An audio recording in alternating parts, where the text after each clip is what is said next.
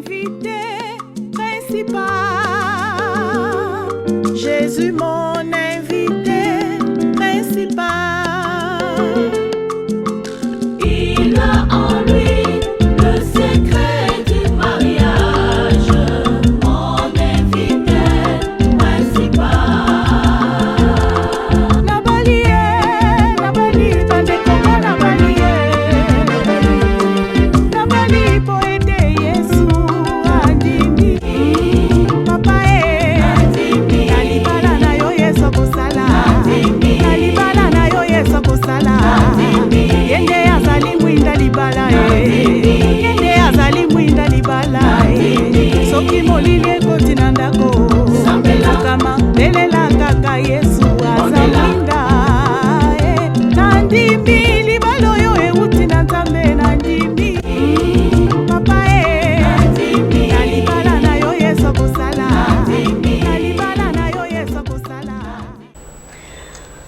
Fidèles téléspectateurs de l'émission Union, bonjour, bonsoir, tout dépend de l'heure à laquelle vous êtes en train de nous suivre.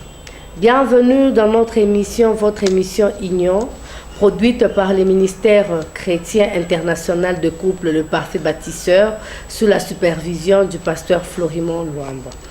Comme nous l'avons annoncé la fois passée, aujourd'hui nous allons continuer toujours avec notre grand thème, les secrets d'un mariage heureux. Mais cette fois-ci, nous allons parler des attentes des époux dans un mariage. Donc aujourd'hui, nous allons parler des attentes du mari envers sa femme. Je ne serai pas seule sur ces plateaux. Nous allons continuer ce même sujet avec toujours notre même invité, le pasteur Florimond Luamba, qui est le visionnaire même de ce ministère. En d'autres termes, nous pouvons dire aussi que la soumission, c'est une adhésion volontaire. La femme doit adhérer à la volonté de son mari. Je ne sais pas si on se comprend. Elle doit se plier, elle doit adhérer à ce que son mari veut. Voilà ce qu'on entend par la soumission. Kuji soumettre ni kuyo kutii. Bwana anapendaka mwanamke mutiifu. Monsieur mon français on peut mutiifu, hein? Si ça s'accorde, je ne sais pas. Parce que tout le monde demande ma langue kwa tata. Mwanaume yote, mwanaume akwe mfupi, akwe mrefu au mgini au mzungu au muishi, eko na furaha sana wakati bibi eko na jisumeta, eko na mutii, eko na mushikia. Hakuna kitu mwanaume anapendaka sana kwa na bibi mwenye kumushikia. Bibi mwenye kumutii. Très important. Donc pour que le bonheur dans le mariage se fasse sentir, soit vécu, l'homme a besoin d'une femme qui lui est soumise, une femme qui se plie à sa volonté, une femme qui fait la volonté de son mari, comme l'Église fait la volonté, est appelée à faire la volonté de son mari qui est Christ. Bah maman, on a eu kama on est moi mzuri sana kuhusu. Une belle femme, bien taillée, une femme scotchée, une femme moderne, une femme je ne sais pas moi branchée. À la page. Une femme à la page. Bile biote bitakuwa na valeur kumbele ya bwana yako kama unamshikia. La beauté dans la tête d'une femme insoumise ne signifie rien pour le mari. Na bwana mingi tena na bibi mwana ngala, bibi mzuri. Mais bwana yuko kwa bibi bengine samwe bana taba mkipuma bibi yake kwa mlango. Juu ya nini? Parce que bibi anakamata anatangulisha beauté yake. Mama wale ma beauté ile ni ya mashuki loko. Kama nilifuata fanya hivi. Beauté ni hivi. Beauté kwa sa fleur, usubuhi kumzuri mangala. 15 heures. Jaza kufanya magharibi tena unakuwa unakuwa intercesseur, unakuwa biaka Yesu.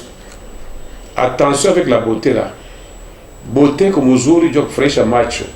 Mais mwanaume besoin ma vertu ya ndani ndio kufurahisha roho yake. De comprendre. Furahisha bwana kwa macho, ufurahishe na muro. Très important. Donc mwanamke ashokushikia bwana. Washo kufanya mapenzi ya bwana, hata Mungu mwenyewe kama kanisa ifanye mapenzi yake, Dieu tourne le dos à l'église. Il tourne le dos aux chrétiens. Combien de fois Dieu a tourné le dos à Israël? Na kumwacha mu Egypte pendant 4 siècles. Anamtourner le dos, anamwacha mle mateso ya nguvu parce que Israël alikuwa kichwa nguvu. alikuwa rebelle, alikuwa idolâtre. Donc, à la manière de Dieu, il n'y a aucun homme qui peut être heureux, prétendre au bonheur conjugal avec une femme insoumise, une femme tête dure, une femme tête brûlée, une femme inconsciente. Donc, pour que ndoa ikuwe mzuri, pale ya ile bwana anachuka kwa mwanamke ni bibi akuye mutiifu, aliye kufanya mapenzi ya bwana yake. Voilà. Tutasoma mu Bible ba le pasteur anasema sasa hapana. Tusome kwanza texte mnajua très bien. Hata bambalaka wanajua bien le texte wanaishikia sana mu mariage. Comme Ephésiens chapitre 5. Ephésiens chapitre 5, tasoma à partir du verset 22. Hein? Il n'a pas les devoirs ou obligation morale ya bibi vis-à-vis ya bwana yake. Tutazungumuza devoir ya bwana naye vis-à-vis ya bibi chunga. Oh, pasteur anatake pa mama, atuatake, tu tunafundisha. La parole de Dieu est inspirée pour corriger, utile pour enseigner, corriger, convaincre, etc. Pour que l'homme de Dieu soit propre à toute bonne œuvre. Pour que mtu wa Mungu, mwanamke au mwanaume, akuye propre kumatendo mema. Ndio ile kazi kitabu ya Mungu iliandikiwa ndio kutupeleka munjia mzuri ya Mungu tupate kubarikiwa na vivre mariage heureux. Ephésiens 5, 22, nous lisons Femmes, soyez soumises à vos maris comme au Seigneur. Yes. Je continue. Bon, car le mari est le chef de la femme, comme Christ est le chef de l'Église, qui est son corps, et dont il est le sauveur. Je continue. Allez-y, madame. Or, de même que l'Église est soumise à Christ, les femmes aussi doivent l'être à leur mari en toutes choses. Yes. Alors, tu as bien parlé. La Bible dit, femmes, soyez soumises. Femmes, soyez soumises à vos maris comme au Seigneur. Paul donne une recommandation aux épouses. De la part de Dieu, bien sûr, parce que toute écriture est inspirée de Dieu. Soyez soumises à qui? À vos maris. Maman ici, il faut comprendre vos maris musansia kila muntu na bwana yake. Soyez soumis chacune à son mari. Il y a une version qui dit ça.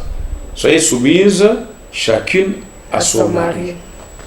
Malheureusement, nous avons l'impression que la plupart des femmes, même les femmes chrétiennes, ne sont plus soumises à leur mari.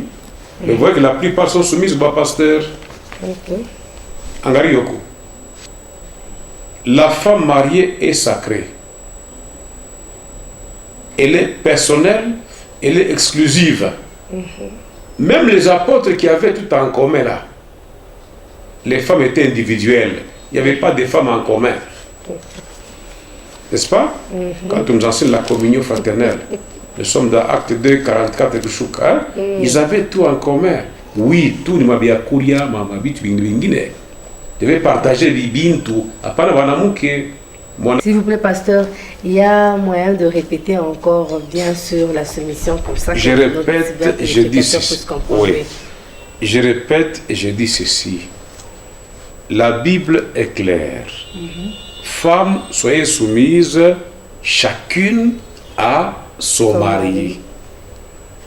Mais malheureusement, nous avons dans nos églises une autre façon de comprendre les choses et d'autres enseignements qui sont pernicieux, des enseignements contraires à ce que la Bible nous révèle à travers le Saint-Esprit, à travers les actes des apôtres, à travers tout ce qui est écrit. On a comme l'impression que maman, banamu qui mingi au lieu de soumettre, kujitiisha kwa bwana yake, mingi wanakuwa wanajitiisha kwa pasteur, batumishi.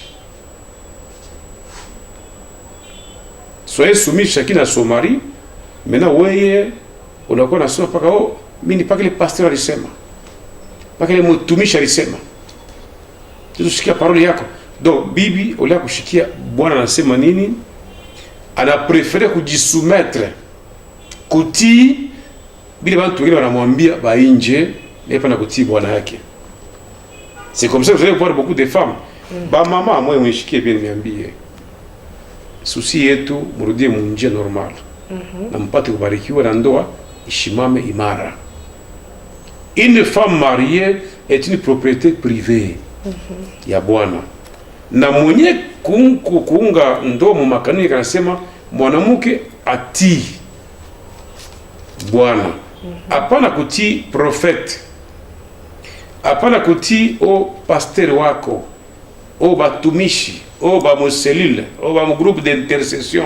Unifuate mzuri.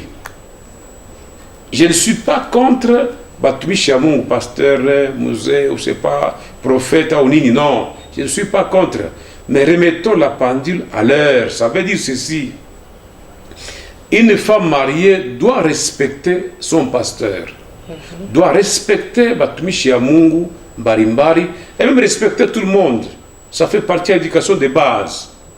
Mais quant à la soumission, quant à l'obéissance absolue, la femme doit donner priorité à son mari, parce que c'est Dieu qui lui demande de se soumettre kwa bwana yake. Bengine ni kuheshimia. Na shehe watumishi, Mungu atusaidie sana, turudie munjia. Mwanamke marié kwa eglise yako ni mambo ya kanisa, uko mchungaji, umusaidie kutembea munjia na pashwa. Hapana kutumika kwa kumopose na bwana yake, parce que bwana ni mupagano.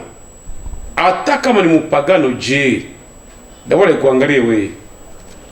Inaangalia ni Mungu mwenyewe.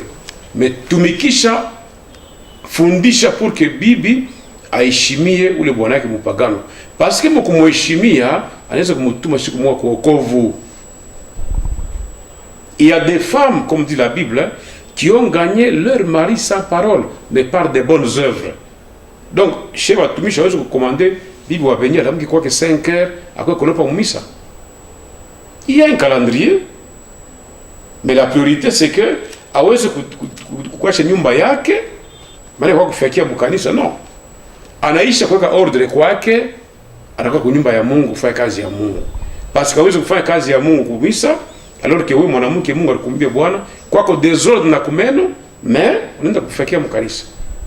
Commençons par Jérusalem, nyumba yako ndio Jérusalem yako. Bwana wako ndio point de départ. Na shehe watumishi tufundishe vitu vya kujenga, hapana vya kutombosha manyumba ya bantu, ba mama ya bantu, ba mwanamke ya bantu. Ni mwanamke bashiki yake. Ils sont tellement émotionnels, sentimentaux que finalement ils ne raisonnent plus. Ils ne savent pas qu'est-ce qui est prioritaire, qu'est-ce qui est essentiel. Ils font n'importe quoi. On va laisser mon kanisa. Non. Tusaidie wa mama bote wenye kwa ba marié, bayo kuheshimia bwana, nataka ni mupagano. Oh, bwana ni kibanda. Oui oui. Ni kibanda ndio, wewe bibi yake nani? Ya kibanda. Kama ni kibanda, wewe bibi yake nani? Ya kibanda. On a vu kibanda, on a vu kibanda. Donc c'est une erreur que de vouloir mépriser son mari au profit ya maombi mari. Non, parce que les maombi là, Dieu ne les écoute que quand tu es en conformité de la parole yake. Une femme mariée qui est chrétienne n'a même pas le droit de divorcer du fait que bon, elle est pagane, non. Par contre, la Bible déclare que cette femme si tu sauveras ton mari. Unajua je Bibi kama ni wewe ndio utakuwa bwana yako kupitia matendo yako, kupitia maombi yako. Donc attention, soumission ni kwa bwana. Heshima kwa bantu wengine bote kuwaheshimia. Très important. Alors, maman Clara, Oui, pasteur. Hii tunafundisha tunatosha parole ya Mungu. Na tunapenda Mungu asaidie. Roho Mtakatifu aguse kila mama yako nashika mahubiri imusaidie. Una bintu sama parité. Bintu sama émancipation ni vitu vizuri sana, lakini mundoa abina nafresh na reprendre. Émancipation yako madame au liberté yako Mungu ana contre. Mungu ana contre. Hapana kamata mavaleur ya inje uingishe mundoa. Oh, iko émancipé. Oh, meniko parité, mabitika non. La parité dans les institutions, nous soutenons. Émancipation, évolution, mwanamke tu dois soutenir. Mwanamke est esclave, il faut aller émanciper. Mais munyumba, mukoma mipango, il y a des principes établis dans le mariage contre lesquels nous ne devons pas aller. Donc, Eshimu Wana, ne dites pas tout bas parité. Oui, c'est vrai d'être paritaire parce que Moko Bantu, créé par Dieu. Mais mule muparité yenu mule. Kila mtu ana fonction, kila mtu ana role yake, kila mtu ana ma devoir. Donc hapana ngisha binti ya oh no, unaingisha mnani mbukweri, utaua nyumba, utaribisha nyumba, utafungulia shetani milango. Je pense que c'est clair. Mais je voudrais ajouter un élément très important, madame. Oui. La soumission a des implications. Hein? Et je voudrais toucher à quelques implications. Il y a quoi ça? La soumission de la femme à son mari implique la dépendance totale de la femme vis-à-vis de son mari. La femme ne dépend pas de sa famille, son père ou sa mère. La femme dépend de son chef. Nous l'avons lu, hein? Oui.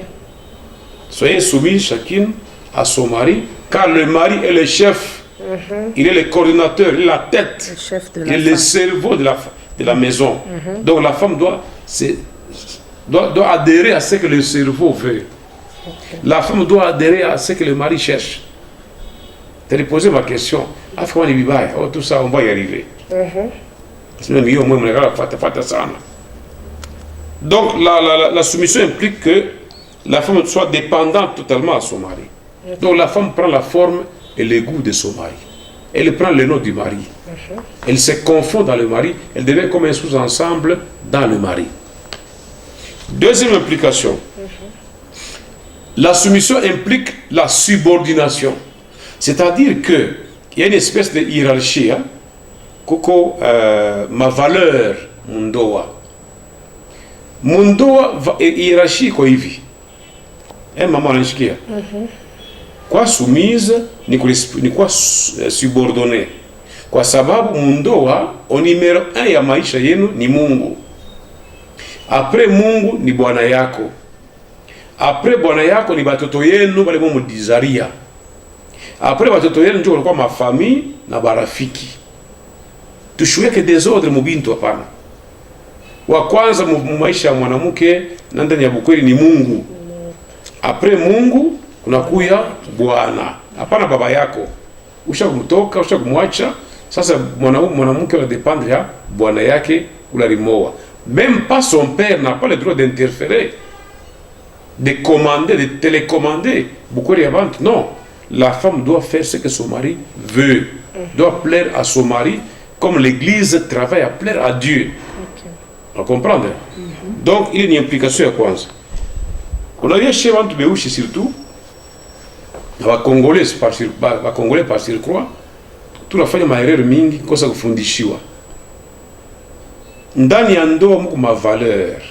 Ya kwanza hierarchie ni Mungu. Ya pili mama ni bwana yako. Après Mungu ni bwana yako. Hapana kanisa, bwana yako. Après bwana yako batoto yenu. Après batoto njo kwa ba famille na banduku. Je vais parler un peu sur les enfants. Unaoya batoto ba mingi beko naishi mubaya manyumba jua nini? Ba parents abayue valeur ya batoto. Abayue ranka ni batoto wana okipe munyumba. Ndio bali tona ba parents anauza mavere ya sasa. Anauza masani ya porcelaine, sani ya bulongo ndio tunataka. Les assiettes en porcelaine. Anaweka munyumba, anaweka propre na ichunga lefungia mu vitrine. Anasema mushibambe hii mavere ni ya bageni. Mushikuri mwi masani ya bageni.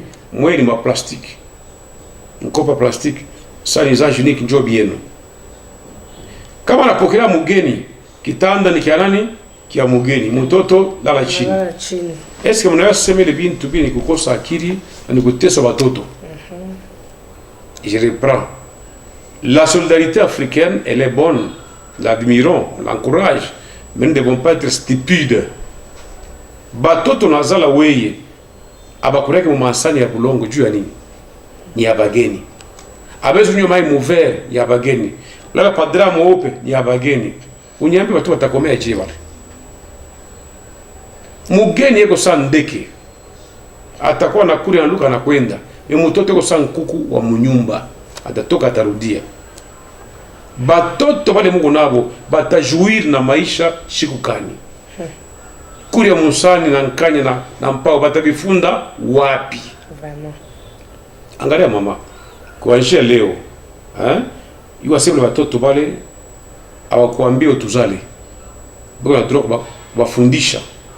Mais bafundisha na maspe ya mingi, mais aussi ubasaidie kuona ile mankanya ya sasa, mampao ya sasa, bisu bya sasa, maveri ya sasa, mansani ya sasa, ubape bayo kuri na nsani ya propre. Bakamate gu ya maisha, bakwe bantu civiliser. Nabo bekale comme salon. Bekale nabo mu salon. Baba me télécommande.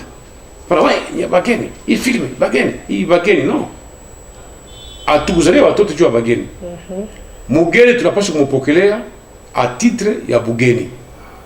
En qualité ya bugeni. Kumutraiter en tant que mugeni. Ça veut dire ceci, on ne peut pas sacrifier batoto maneno ya mugeni. Kama mugeni nakuya. Bon, batoto mnale pansaka. Mnale pa maibwe. Mwache kitanda kwa mgeni, tutabarikiwa. Acha bongo. Nasema acha bongo, ni kosa kuyua. Bale watoto wanaweka chini wakipate malari, mgeni atakupatia nini? On comprendre? Mgeni ne va pas contribuer aux soins médicaux des enfants quand les enfants vont souffrir.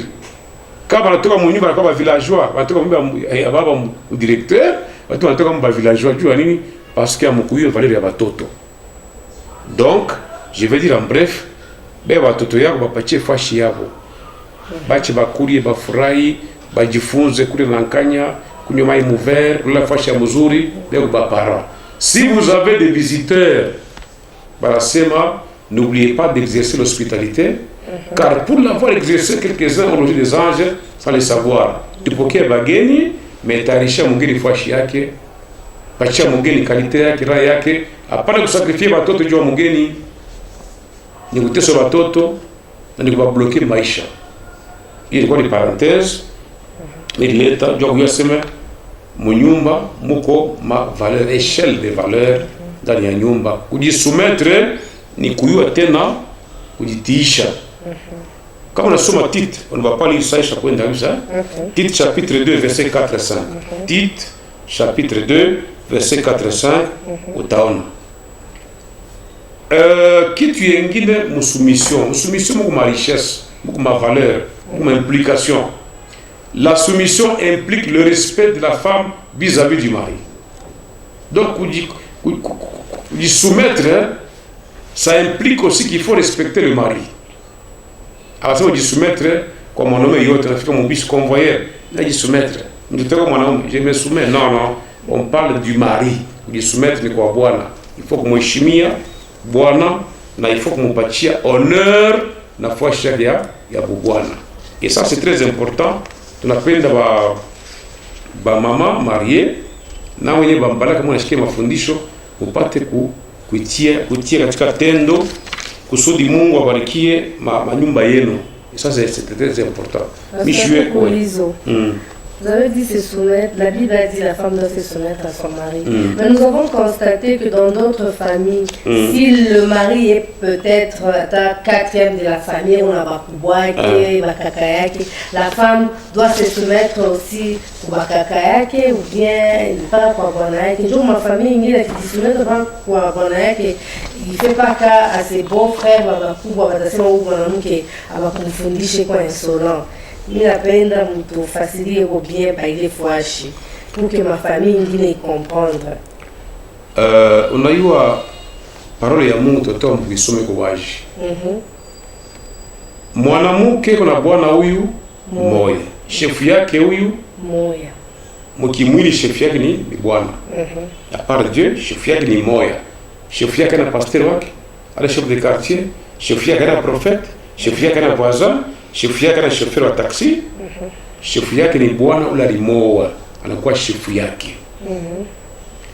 Awa boto wanabakia belle-sœur, beau-frère na marelation sociale, inapaswa comprendre que mwanamke wa benye eko sacré. Kama we petit frère, aweshimie kwa mfano aweshimie semeki yako, ndio sema aweshimie mkubwa yako. Si tu respectes ton grand frère, tu dois respecter aussi sa femme. Si tu respectes ton petit frère, tu dois respecter aussi sa femme. Unaishi kumoja nilikuwa na barikia ndoa kwa église moja. Nifuate bien pale. Kuba Afrika wanasemaka bibi wa mkubwa ni bibi wa famille. Bibi yetu. Bibi yetu. La femme de ton frère, c'est ta femme. Il ni mke kwenu mweye. Mapenzi ya Mungu, parole ya Bwana, volonté ya Mungu, bibi iko na bwana huyu ni moya. Iko attaché kwa bwana huyu moya. Nikabambia hivi pendant que j'étais en train de prêcher pour avant de barikia mariage, nikabambia hivi. Ule yote anawaza sema. Huyu mwanamke tunataka kubarikia ndoa naye ni bwana yake, ni bibi yake. Tunamwakorde quelques minutes atoke musal, mu église, ende mbio akatafute mpete. Mwende mkatafute mabag mbio sana hapa tuyabariki. Comme ça kila mtu atakuwa mweke amvariki bag ano yake ya mariage tumikabule bibi yenu. Mais kama muweze kufanya vile mshikapime fungula mkinywa simo bibi wa grand frère ni bibi yangu. Sikuwa ndo lala lai. Kwa ndio umpatie mimba no? Sisi ni bibi yenu. C'est pas normal hein. Vous devez du respect à votre belle sœur, qu'elle soit de votre âge, qu'elle soit petite sœur, il n'a pas choisi heshima. Mnamheshimia pasi ni bibi wa petit frère, ni bibi wa grand frère. Ana bibi yenu, yeye hapana kudependre yenu, source yake ya commandement ni moya. Elle reçoit les commandements kutoka kwa bwana yake na mapenzi ya bwana 1.3. Hapana weye belle sœur ukuweza kuimposer bibi wa mkubwa yako, unaingia mumpishi yake, nenda kuria, nafula mubiungu, mafuta yake unapakala. C'est de la mauvaise éducation de base et c'est démoniaque. C'est pourquoi abamiowe. Nasema njoma na abamiowe wake 39 ans 40 ans upate bwana njua nini? Kuna teso mwenzako. Aupende bibi wa ndugu yako. Na nitakupatia wako bwana. Unafika kwa grand frère wako naekala, il faut waze commander bibi yake, ou commander bibi wa petit frère, anakuwa bibi wa famille, ça n'existe pas une femme de famille. Elle est dans la famille, elle doit collaborer avec toute la famille, bien vivre avec la famille, mais elle va dépendre ya muntu huyu moya ni bwana yake. Commandement ni bwana. Passe par pita kwa bwana yake, ulombe service. Hapana kila mtu anafika munyumba, anafoka. Et puis, la bonne avenue qui est waji. Comment toi tu es un mari, tu peux laisser ta femme en sécurité totale. Kila mtu atamfokea, kila mtu atamkomande, kila mtu atamsema, kila mtu atamuilisha, huko tu pale hii mambo na grand frère atayu. Na familia tutayu. Ni kukosa kufundishiwa, ni kukosa kujua valeur ya bibi, ni kukosa kujua role yako ya bwana. Le mari est un protecteur comme Jésus protège son église. Angalia mukanisa kama watu wanaprêter serment, wanasema nini? Je m'engage devant Dieu et son église ici représentée à t'aimer, à te protéger, à te sécuriser, à te demeurer fidèle dans les bons comme dans les mauvais jours jusqu'à ce que la mort nous sépare. Le mari, à l'instar de Dieu, doit sécuriser sa femme, doit protéger sa femme. Pour protéger contre mampepo mubaya kwa njia ya maombi. La femme peut être attaquée par le diable sous plusieurs formes. Mawazo mubaya parce que shetani peut attaquer les femmes. Mais au bwana kaisha kumwombea bibi yako pour qu'il ne puisse pas tomber sous les coups de Satan. Et l'esprit mubaya. Le Seigneur Jésus dit à Pierre, Pierre, Satan t'a réclamé pour te cribler comme du fromage. Mais j'ai prié pour toi pour que ta foi ne puisse pas faillir. Donc Jésus avait vu dans Pierre, dans ma parole à Pierre, que ce n'était pas Pierre qui parlait. Parce que Pierre empêchait Jésus d'aller à la croix. En anglais, arrière de moi Satan. Arrière de moi Satan. Satan, ce n'était pas Pierre. Donc, il a constaté que Pierre était envoûté. Pierre était comme sous pression à Chétani. Anamombe, Bwana doit prier pour sa femme. Il doit nous sécuriser contre les ennemis visibles. Les ennemis visibles, c'est toutes les personnes qui s'opposent à la bonne marche, qui s'opposent à votre choix, inutilement, sans raison. Tout d'abord, quand les guillemets, opposant ya nyumba yako, il faut sécuriser bibi pour qu'il y ait la paix, qu'il y ait la joie, qu'il y ait muzuri. Tu ne peux pas livrer ta femme à ton père, à tes enfants, même pas à tes voisins, pour que tu te déçu, tu ne vas s'aimer, non. Angalia va s'aimer qui mgeshimie, pardon. Fanishia mwenzako kitendo kizuri, plus la peine na bakutendea. Parce que tout se paye ici-bas. Leo watoto wa mingi wanamke bana na mariage jua nini? Balichezea basemeki yabo. Banalilisha basemeki yabo. Bana bakoze matori ya mingi. Na Mungu anakamata vengeance parce que la vengeance appartient à Dieu. Ce que vous semez, vous allez le récolter. Donc jeune fille ou jeune homme ou grand frère ou papa ou maman, bibi ou ndugu yako mtoto yako, il faut kumpenda, il faut kumheshimia. Kama kuma conseil kumpatia, kama femme erreur, unaweza kumuita mnasumbulia, mais avec l'autorisation de son mari. Et dire des choses qui édifient plutôt que vouloir kumoner à bibi ou ndugu yenu, c'est pas bon. Vous devez requérir autorisation à Bonayake, vous devez passer par peut-être les parents et compagnie, plutôt que de chercher à pouvoir attaquer, à détruire, à blesser, à faire saigner le cœur de votre belle-sœur, du ou à famille. Ou à famille. Donc, grande sœur. Du ou grande sœur. Grande sœur à boire. Oui, grande sœur, donc. C'est tout la grande sœur. Même à les mariés, m'étonne. Notamment la grande sœur, on a prié Yesu. Et comme maman qui pendano, qui t'emballe qui du matin au soir, mais l'homme bas ça qui s'agné. C'est pas bien. On est mon grande sœur, yako ni mapendo, ni ma conseil, ni kutracer manjia mzuri. Pale mon grande sœur kukare mwenja ko 6h du matin. Yete mafuta yako. On est kaburi ma bijoux. Akaburie est-ce que au kaburie comment? On na bwana. Bwana kwa hizo ukaburie. Lomba utapewa pana ndo ujimposer kutafuta kukamata no shenje tulikoa. Oh. Bali moi kwa muntu uyu moyo. On brende kushindikiza le muntu 1.3. Donc vraiment je vous supplie au nom de Jésus-Christ, moko na sagesse, moko na mapendo vis-à-vis de ma belle-sœur, même à ta beau-frère yenu mbaishimie tena mzuri. Voilà un peu ce que je peux donner comme réponse pour les questions. En tout cas, merci beaucoup, pasteur. Compte tenu du temps, nous serons obligés de nous arrêter par ici. Bien sûr, nous allons continuer ce même sujet prochainement. Fidèles téléspectateurs, merci de nous avoir suivis. Merci, merci pasteur de nous avoir enseigné, de nous avoir ouvert encore les yeux. Merci, de madame. donner les éclaircissements sur certaines choses que certaines personnes ne connaissaient pas. Merci beaucoup, pasteur. Fidèles téléspectateurs, nous allons nous voir prochainement compte tenu du temps. Au revoir. Jésus, mon invité.